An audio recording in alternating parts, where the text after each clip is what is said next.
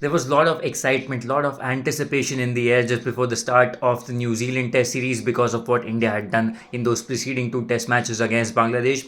At Bangalore in the first Test match, on the first day itself, India won the toss, and perhaps it was a wrong call to bat first on a seamer friendly wicket, and that's exactly what troubled India because India got all out for 46, which is, of course, an aberration because we know that it can happen to any team, and this Indian team is much, much better than that. And the kind of comeback that we saw in the second innings was just out of this world. At one point, we thought that they would give New Zealand a target which would put New Zealand in trouble and make sure that we make a match of this. But in the end, it was just 107 runs which New Zealand were able to comfortably chase and then go one up in the series.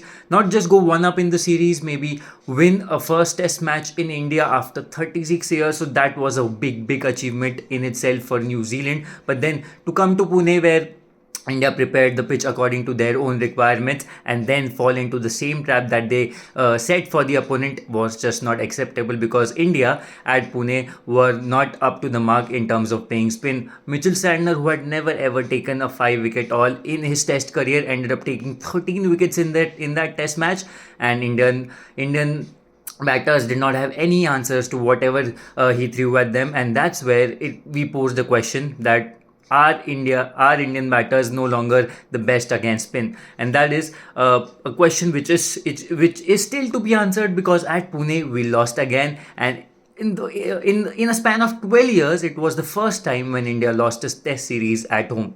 And to a team which has just lost a Test series against Sri Lanka by 2-0, and then to come here to turn the tables on a team which has never lost a series in the last 12 years was just phenomenal.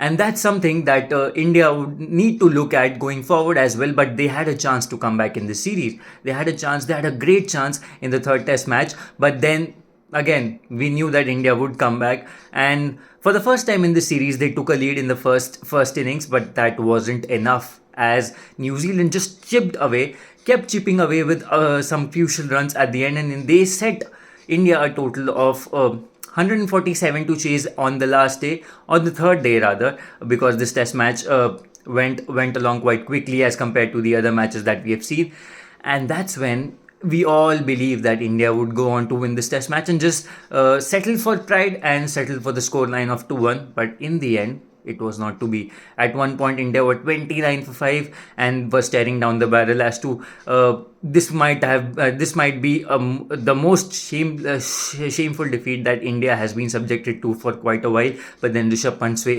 saved the blushes for the Indian team, and he played a very, very crucial not at one point he was the most important player who would decide the fate of the match. But then there was a controversial decision in the end, but whatever it was, India was not able to save the Test match as they were bowled out 25 runs shy of the target, and New Zealand have just achieved something which no other team has done in the history of Test cricket.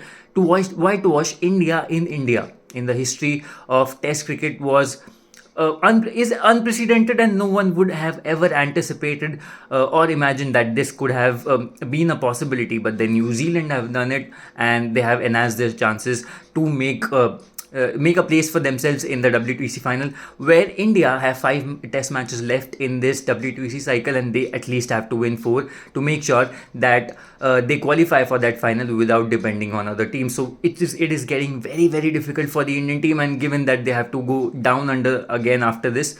This makes it even more difficult for them to achieve that target. This seems seemingly is impossible right now, but again, as we saw on the last tour down under, India can do anything, and we keep believing that we can pull this off. And maybe there's history after this, after a certain down period, there's history to be made, and we make sure that we support this Indian team, and we'll see what happens down under.